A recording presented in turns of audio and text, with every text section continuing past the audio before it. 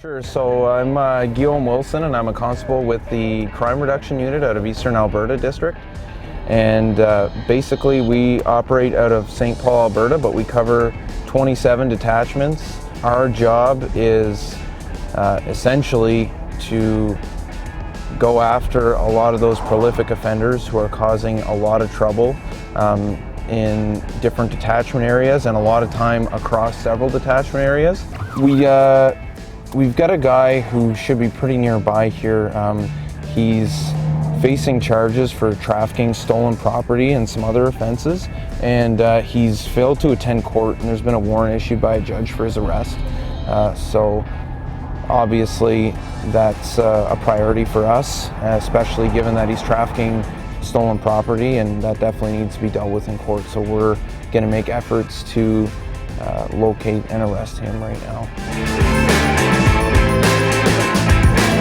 So something we're definitely looking at is inside these vehicles here, just for our safety, make sure no one's hiding in the back. And I'm noticing things like this right here, you know, smile, you're on camera, looking at counter surveillance so people know where we are. And I'm checking these outbuildings just to make sure like he could be in back here. So I can knock and make inquiries, but I can see they're all padlocked from the outside, leading me to believe that there's nobody in there. So first location here looks like we came up empty, and hopefully we'll be able to find him at either another house, or maybe we'll come back and check later when it looks like he could be home. Strike two, but we're getting more leads, and you know what? It's not a bad thing, because even doing this, like even for people who might not like the police that much, oftentimes we leave and it's been a positive experience because we build a few minutes building rapport with them, and oftentimes like they're quite happy to speak to us, and we've had a lot of success just talking with people, just being a nice guy and talking to them and building that rapport, and you know, just having a positive interaction can go a really long way. Like people will give us tons of tips just because we're nice and polite with them, and I think deep down most people do want to help the police. So right now we're going a little bit north of a community called Heinsberg, and we're going to be looking for this male who's been basically he was wanted for several offenses for an extended period of time, and essentially we've established that this male has breached the conditions placed upon him. So now we're going to be looking to locate and arrest him, and then bring him again before a JP, and then the JP will decide if that person is to be held in custody or if they're just to be released again and given another court date to deal with the new offenses. They're just blowing the horn, warning everybody, so he's going to be on the move.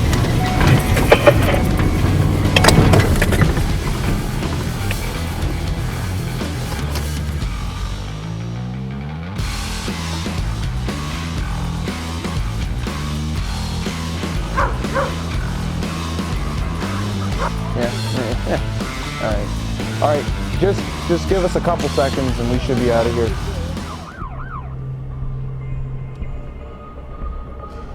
Okay, so the driver is wanted on an outstanding warrant.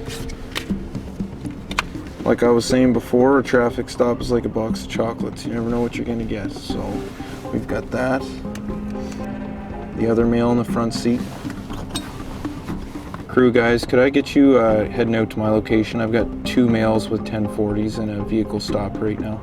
So the front passenger has got warrants here for assault, overcoming resistance, breaking and entering, theft, and failing to comply with conditions. Earth 927, you're 5 by 5. All right, can you make your way to my 20, please? Unfortunately, there's two kids in the back seat as well. Do you mind just taking the keys out of the ignition for me there, bud? Yeah, thanks very much. All right, so you've actually got a warrant for your arrest. Yeah, so I'm going to get you to come on out of the vehicle. Okay, just keep your hands out of your pockets where I can see them. Okay, and then put them behind your back.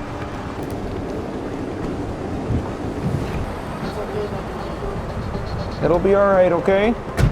Okay, so you've got a warrant for drive an uninsured motor vehicle, okay? You've already been convicted actually, so it's like a $3,000 fine or 45 days in jail. All right, you do have the right to speak to a lawyer, and anything you say could be used in court as evidence. Do you understand that? Man, no, the snake is mad at somebody. What else do snakes do? What do owls say? Or do owls go like hoo hoo? Right? You put your seatbelt on? It's nice and safe. So the vehicle caught my attention because I right away noticed that there was a couple brake lights that weren't working, and we made the arrest on both of those individuals. Unfortunately, there were two young girls that were in the back of the vehicle, and they were actually the daughters of the front passenger. We tried to be as gentle as possible, I guess, in front of the girls. I believe that my partner didn't even handcuff him immediately so that they hopefully don't see us as the bad guys who are just taking their father away. Following that, we spoke with the grandmother on the phone to organize for a family member to come and take care of the girls. On the one hand, very good stop because we were able to arrest two guys who were wanted on outstanding warrants. But on the other hand, it was very unfortunate because you've got those two young girls that had to see that happen, and now that's going to be their memory of the police. So we tried to make it as good for them as possible, like talking with them afterwards and trying to joke around. But really, it breaks my heart. I know it breaks the heart of the other guys I work with when we got to do stuff like that with such young kids around.